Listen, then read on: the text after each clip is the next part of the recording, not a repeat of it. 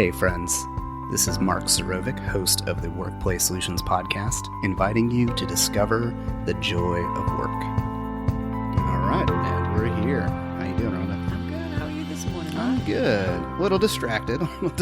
Apparently my fingerprints don't open my computer, and that's challenging. Do you know who you are if your fingerprints don't work? I don't know. Maybe. It was one of those features I got really excited about when I got it, and I don't know what my password is, which is crazy because I use one of those password managers, and it wasn't in there. I'm just like, ah! Just your fingerprint. That's all. Just my fingerprint, which, oh man, we started off pretty well. Good morning, good welcome, or whatever time of the day it is where you are. Glad y'all could join us yes, today. we're just happy to hang out and share life together and have a good time. So if you're still with us, let's have a podcast. Here we go. Podcasting award in our future. That's right. With no fingerprints.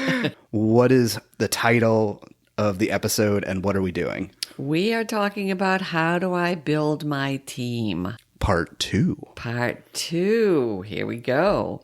So in this podcast, we want to share some examples of catalytic events and how they have impacted people. And we have a mailbag question. Who is this Rhonda person? And there's no way we will answer that fully in one episode, but I thought it would be fun to hear a little more about your life experience. So let's do an icebreaker. What was Rhonda like as a student?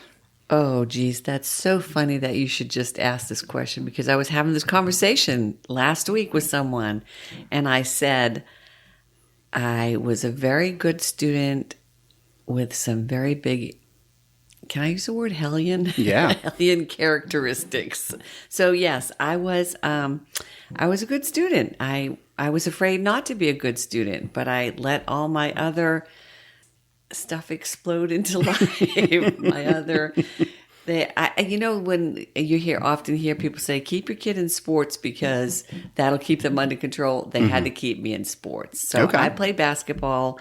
I ran track. I did all the things you're supposed to do. And I maintained a good GPA. And I still had a little bit of the devil in me somewhere. That's hilarious. What question did I just ask you? What were you like as a student? Oh, what was I like as a student? You were brainiac, weren't you? I was excited about knowing the answers. I would be the one in the back raising my hand every single time. I was enthusiastic, so I was an enthusiastic learner, but as a student, I wasn't a great student. And what I mean by that is I would just forget assignments or not do them. And I think of a teacher that I had my senior year of high school, and he had this grading policy where if you turned in a homework assignment late, the next day he would give you a 0. Ooh. That was him being gracious, because if you turned it in 2 days late or more, you got a negative the amount of the homework.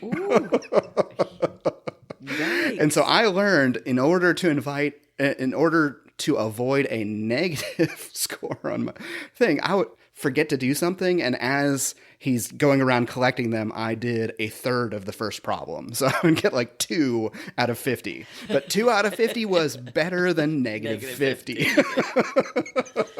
Yes. And I just didn't learn every single time. I must have done that, 40, 50 times. That's hysterical. And somehow I still had a good GPA. I figured it out, but That's hysterical. Late all the time. Yeah, I wasn't super organized, and I love that. I have to tell you a quick story about. Oh, go ahead. So in my accounting class, the teacher, Mr. Carlson, was old. I mean, he was. So you're in high school and you look at him like, you're really old.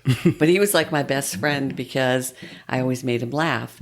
David Pocknick played basketball and he was probably 7 feet tall. And we had those desks that you kind of slip into on the side. Well, David Pocknick sat behind me and his legs were so long, I could never get in and out of my chair. And because they were so long, I was always like looking down thinking, man, these legs. And Mr. Carlson said to me one day, Rhonda, if you stop looking at David Pocknick's legs and pay attention to the board, you might even understand accounting. I was like, I can't. How do you not pay attention to this thing? That is hilarious. That is hilarious. Because people ask to get to know Rhonda a little more, we'll ask one more question right now before we get into the content of today.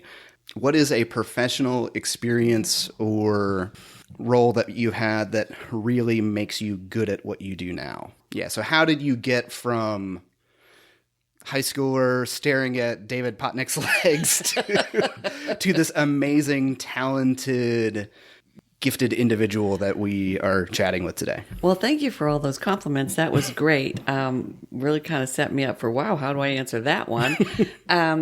I would say that the majority of my experience and what I've learned most is that it's not about the work, it's about the people. It's about who you have in front of you, beside you, and behind you. And they're really all one because you're learning and following and growing. And I would say my experience with Nina at the Bay Area Apartment Association as her director of education was probably when I learned that the most, working alongside people, board of directors and little people. Yes, Nina. She's one of my great mentor people. Thank you, Nina, wherever you are. Yes, thank you, Nina. I'll answer my own question. All right. So, Mark, who helped you become who you are? I was thinking about this question as a side question to what's something you remember from formal education that still sticks with you, because it's kind of the same question. And I think of Dr. Al Petipas, who is a professor at Springfield College. So that's where I went to grad school and got my degree in psychology, concentration, and athletic counseling. If that's too much to remember, you just think of it as sports psych. But Al was just amazingly intuitive person. So he taught one of the classes where we sat behind the special mirror or the special glass when you'd like they have on the cop shows. Oh, yeah. Yeah, so they have the observation okay. areas. So thank you, Rhonda. I'm firing on all cylinders today. We would practice counseling each other, and Al would be sitting there in the room with everyone else, watching the two people go back and forth and predict everything that was said. He's like, all right, see what they're doing there? The patient is going to reject that idea and say something else. But he just understood people so well. What really shaped a lot of my adult life was this question that he would ask is, do we understand the problem? And he would ask that over and over again. Do we understand the problem? Is that a symptom that we're talking about, or do we understand the real problem? And we just got good at breaking things down. Do we understand the problem? Do we understand the problem? Do we understand the problem? And that approach and that mentality has shaped the way I do all of my work and interact. And I'm so thankful for that, because it helps me keep me from spinning my wheels. Well, that's just a surface thing. That's not the root cause. Let's get down to the root cause. Do we understand the root cause? Do we understand the root cause? And until you get there, you're just throwing Band-Aids on something, sometimes on a corpse. Yeah. I love that too, because that means you're listening. How do we get to the real problem? You have to listen. Yep. And your client, patient, whoever will tell you if you listen. Yep. So I'm very, very thankful for my time at Springfield College. Amazing school. Invented basketball. Shout out. So nice. Not me, the school. Oh man, that would make a good out of context soundbite. When I invented basketball, just like Al Gore invented the internet. We'd be going back to fix that mistake, right? Own your stuff. Oh man! Thank you, Rhonda. Speaking of own your stuff, getting us back on track here, we have some corrections. First correction: in episode 1, I mispronounced someone's name. So I've been on the podcast referring to Jim Carswitch, and Jim Carswitch does not exist. Jim Carwish is how you pronounce his name properly. And I'm sorry, Jim. That. I love you, and I didn't realize I was doing it until I left you a voicemail and went, "Oh crap!" I love that. So it was so much easier to call him Jim Prov. Yeah, that's. And also, in the previous episode, we talked about 10 components of a catalytic event, and I didn't tell you what number 8 was. I just forgot. Did you skip by number? I did. I listened to the recording, and I went from 7 to 9. Just one of the things I did was kind of revise some of that list that we talked about last time in part 1 of this episode about what is a catalytic event. And I've changed a couple of the terms. So I'm just going to review that list really quickly in order of importance. And this is the revised list. So number 1, clearly understood outcomes. I took out the word articulated and replaced that with understood, because it's one thing to tell people and articulate them, but it doesn't matter if they don't understand. That's true. Mm-hmm. So the onus is not just that the goals, the outcomes are clear and that you've clearly told people, because as the management consultant Mark Horstman likes to say, or if you tell somebody something 7 times, half the times they'll say they've heard it once. Yeah. So that idea, clearly understood outcomes. Number 2, human connection. Number 3, memorable activities. Number 4, opportunities for reflection, discussion, and experimentation. Number 5, fun. Just move that from the end of the list to the middle, that it's much more important than we often give it credit for. I love that. Fun. I like the fun the best. Number 6, multi-sensory atmosphere. Number 7, novel environment. Number 8, real schedule. Number 9, clear follow-up plan. And number 10, established evaluation method and metrics. Any thoughts on those before we get into story time? No, I like that change that you made, though, from articulate to understand, because there is a big difference between that. No, very good. I think that was something I struggled with early in my career when I was planning trainings and things. I would say, but I told them that. It's like, they didn't hear, or they didn't listen, or I said it in a way that wasn't clear, or I expected too much from memory without job aids. And it doesn't matter whether you've said it. It matters whether the listener has understood. That's right.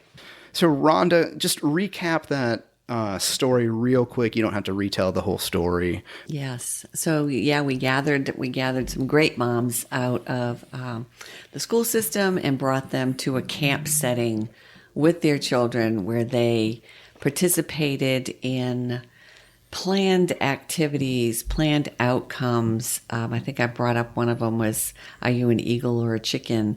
Where we were attempting to give them a new way of looking at their lives and the things that are happening in their lives, and that things are not happening to them. They are the reason things are happening, and how do we change these things? So that was an amazing experience. So looking at this list of 10 items, what did that program do in terms of having a catalytic event that just nailed it? We definitely had a clear follow-up plan. So this wasn't something that we brought them to and then said, okay, now go out and try these things on. We met with our mentee twice a month to see where they were at, what they needed to do. We were in their homes. We participated or had them participate in our family. So we had clear expectations. They had clear expectations. What do we expect from you? So they took homework home. What are they working on? How did they incorporate the things that we learned on our little retreat into their lives on a daily basis? How are they using that material to get through school? Because that was the big thing. Once you have a child and you're in high school, the dropout rate is really high. So how do we keep you in school? What are we doing? Is it working? And, For me growing up, a B was like an F. For them, it was like, okay, you got a D? Is it passing? Okay. And not that we were lowering expectations. We just wanted to find that place to meet them. And believe me, some of our girls far exceeded that. And some, it was a little bit more difficult. So we as mentors had to keep a measure on that. What does this look like? Where are we going? Are we meeting our metrics? We had in our group, we had a 95% success rate. That's amazing. It really was. And it was due to this constant interaction. We didn't just take them somewhere and call it a day. Love that. Anything else that they did really well that sticks out on that list? The clearly understood outcomes from the beginning. They knew where we were going. So we didn't pick them up in the high school and say, oh, this is going to be a lot of fun. Come on and play. We said what we want to see happen is we want to see you be a successful parent and a successful student. We want you to be able to take care of your child in a way that's fruitful for both of you. And that's pretty concrete. There's no ambiguity. Like, you should take care of your child. Oh, okay. Yeah, no. We gave them parenting plans. We changed diapers. I mean, we did things that you needed to do on a regular basis. We had a closet where people donated clothes. So when our girls were going to find jobs, we could put them into the successful business person. Oh, that's awesome. Clothing. Yes. So we did a lot with them. Love it. That experience reminds me of ministry that my wife and I used to volunteer with. So our local chapter of Youth for Christ would do mentoring for at-risk youth and foster kids. So a lot of foster kid involvement. And we had our local chapter created basically a camp from scratch called Camp Discover. Nice. For the students, for these at-risk students, with the goal of long-term mentorship. So the camp was the catalytic event for the mentor-mentee relationship. So similar to what you're describing, where in our experience, it was very hard and very awkward to go into the school and just meet with a kid at lunch, and the kid's friends would be like, "Who's that?" Well, like, it was weird. It's not that you can't do it, but it's just there's barriers there, and it's awkward for the kid, it's awkward for the mentee, and it was different because they spent a week with their camp counselor, and now, hey, my camp counselor still hangs out with me. Like, who gets to say that? Like, Nice. like, oh, wait, you don't meet once a week with your camp counselor? No. Well, I do. My camp counselor loves me, and it made a huge difference in the depth of those relationships with those kids that really needed it. And your story made me think of that. I love youth. I think Yeah. they're our future. Still are. Talk about one that sticks out to me that hit a lot of these components, maybe even all of them. I was in my previous organization. We mentioned in the last episode, they're really well known internally for having these staff retreats that would have very clear outcomes. So my favorite one, and the one that I think about the most, was when we took the staff to Talladega Motor Speedway and we drove race cars. Nice. And so we were in these short track cars driving 175 miles an hour. I think it was the Dale Jarrett experience, and got 6 laps on the track. And I remember I was one of the last people to go, and the sun was coming down over the stadium, so it was just above the bleachers. So every time you would hit the third turn, you were completely blinded for a few seconds. Wow. And I'm just going, I'm driving very fast. A few seconds is a very long time. And already so you're wearing this full suit, and you've got your helmet on and visor, and there's a professional driver coach, I guess you would call it, that's just sitting there in case you start steering towards the wall. He grabs the wheel, or gives you hand signals because you can't hear anything. And my glasses, I couldn't get them to not fog up inside the helmet, so I just decided not to wear them, and I need them for regular driving. Yikes. so I'm driving 175 miles an hour half blind. Yeah, so yes, my coach had to pull on the wheel a couple times, but it was terrifying. It was absolutely terrifying. So I remember every moment of that to this day. And I can tell you what each lap felt like, because the first lap, I don't think I topped 90 miles an hour, which felt like 30, because it's a 2.2 mile speedway, and it's the embankment is like 33 degrees. Wow. So before you even go, they take you out around the course and then just stop, and you're in this pickup truck sitting on the embankment, and you just start sliding down because it's that steep, and you just don't know until you see it in person or experience it. After that event, we all got in the vans and went to the place we were staying and had a reflection time to talk about that experience. So we processed that together as a staff. Our director asked us questions, and we talked we talked about the experience the whole way in the van ride. We talked about the experience for hours. We were actually supposed to do another thing, like a zipline canopy tour afterwards, and we were still talking about the race cars and missed that whole thing, and nobody cared. Wow. Other than the people that's amazing. Wanted to take us on the zip line. But they cared. Anyway, I remember very vividly our director saying, "This is why we did this.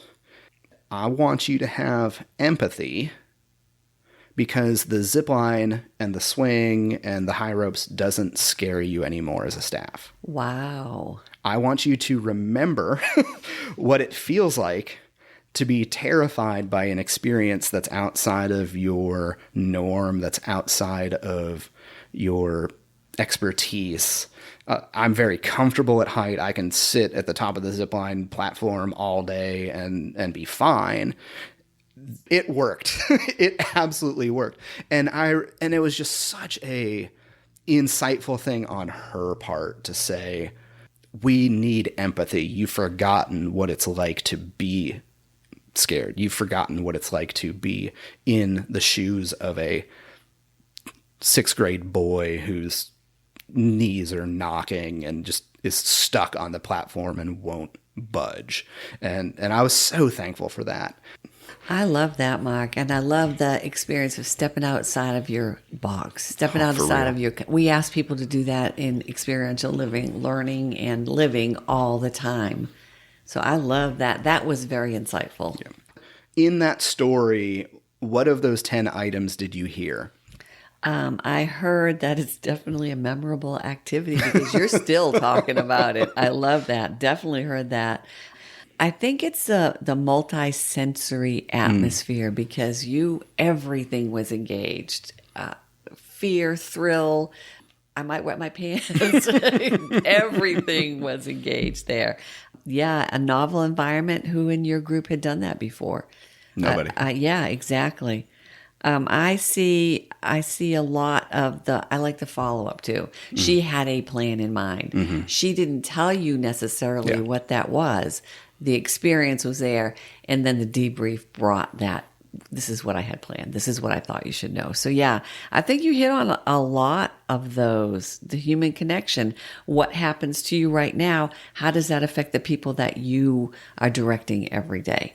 How does that affect the people that you're bringing in? So I see quite a bit of these. What did you see, Mark? Well, it definitely was fun. Yeah, I forgot about that one. The human connection here was less about, I know your story, I understand your hopes and dreams and futures, and more of, hey, we had this shared experience that we can talk about. And people the whole way home were like, oh, you got up to 175.9? I got 176.2 miles an hour. Yeah. We're competitive. But, the human connection was there. We already talked about the clearly understood outcomes, reflection, discussion at its best, because we just kept talking about it and relating it back to what we did, both our experience and what we do. How do we have empathy and apply these memories? How do we think about these things differently? Does that change how to treat someone on the zip line? Because there's plenty of camp sketchies out there where they don't have empathy. I've worked at sites early in my career where they're like, all right, the code word is peanut butter. And if the kid's scared, you just shove them up the zip line. I'm like, you're out of your freaking mind. Oh. I was like, we didn't silence our phones. And I remember in that moment, being up on the zipline platform and there's a scared kid and one of the counselors at the ground is shouting peanut butter. And I just look down at him. I'm like, I will not shove this person off the zipline. Thank you. And he just gets this horrid look on his face, like, how dare you reveal our secret code? I'm just like, are you kidding? Like, why would you do that? why would you? Not only did you reveal the secret code, but that child standing there, I can feel his body. Like, I can feel it, like, going, are you kidding me? They were even thinking about doing that? They're going to shove me off this thing? And when I train staff, they're like, well, what if the kid asks you if you'll push him off? I'm like, I'm still not going to do it. It's their choice. It's absolutely their choice. Especially because if I did, everyone on the ground, all they see is this. Exactly. They just see me shove somebody. And tell me what kid wants to go up after that. Mm-mm. All right. So we want to not focus on zip lines, but these are just examples. Any other catalytic events that come to mind, Rhonda, you'd like to chat about? And I'm sure that each of us goes through catalytic events that we don't even think about in the moment, that afterwards you gleaned a lesson from it, or you said, oh my gosh, I remember I did that. And I'm just understanding that now. That happens to me a lot. Maybe that would be slow learner on my part, but I mean, that to me comes to me more because I've had time to process. I'm a processor. So that brings about new information for me on a regular basis. What about the opposite of a catalytic event? What's an experience that was supposed to be one and didn't come close? Failed terribly. And while you're thinking, I'll remind our listeners, our definition of catalytic event is a event that is intentionally planned for the purposes of starting, maintaining, speeding up, or celebrating the desired change for a group of people. Training, that could be a meeting, that could be a staff retreat, that could be an offsite, that could be a baby shower, that could be a grand opening or a product launch. There's a lot of categories for catalytic event. They're not all just staff retreats or offsites or team building. I don't know if I can really tell this story because it's kind of takes me back into who I am and what I do. And it really now is a funny story, although when it was happening for different reasons. So catalytic event. My daughter has had some addictions in her life, and we had been multi-years through this addiction process. And so I decided that after one of our particularly rough times, I decided that, okay, if this is your lifestyle, there are two outcomes. You're either going to get clean or you're going to die. And if you're going to die, then I'm not going to just sit here. I'm going to buy you a cremation package. I know this sounds deep. So I told her, and part of me at the time was hoping she was going to change and there was going to be a miraculous event that happened. I'll tell you now that didn't happen. But so I had this gentleman come from the National Cremation Society to sign. I said, I'm going to sign myself up and you up because if something happens, I don't want your sister to have to deal with it. So I'm thinking this is a big catalytic event that's going to change something. You have to understand my daughter has a great sense of humor for all of her stuff. So this little old man is sitting there. He comes to our house. We sit down. And we're having a conversation about what's going on. And Jess is paying attention, but she's not really paying attention.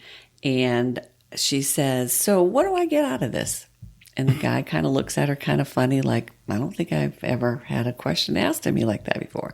He said, well, you get a box, and in the box there's some invitations, and there's a little urn. This is actually your urn box. And she was like, how big is it? I'm thinking, what odd questions this child has. How big is it?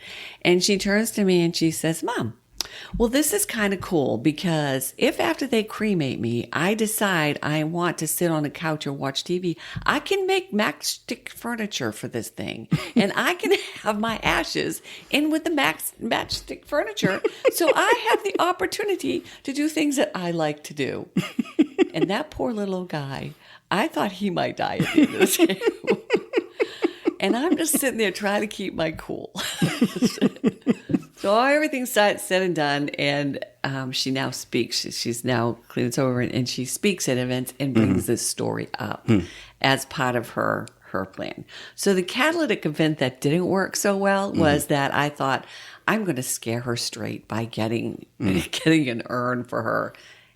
It didn't hit it. I missed all the marks. Other than the fact that it was fun. Now it was fun. I mean, then it was traumatic. And there was a lot of laugh. My catalytic event missed the mark in a big way. It was memorable. It still is. I mean, it still is. I just think it's a great story. Well, I appreciate that story so much, and I'll say a few words, and then we'll stop this episode because we're running pretty long. I think it's important as we have this discussion to understand that a catalytic event in itself isn't the only thing you need to do to build your team. It isn't the only thing you need to cultivate a healthy culture or to inspire change in a person. So it's a step. It's an important step. And we've spent a lot of time focusing on that step, but it's not the only thing. So what happens between events, what else is going on, what's part of the norms and values and systems and processes, and all of those things are important too. We're just spending a lot of time focused on this idea of catalyst because of its power to jumpstart, to excite, to tie the learnings and the things to memory. Well, cool. Let's stop the episode there. Thanks, Rhonda, for being with us on part 2 of the How Do We Build Our Team using catalytic events. Cheers. Mark. In this pod, these are not the right glasses. In this podcast, catalytic, beep beep.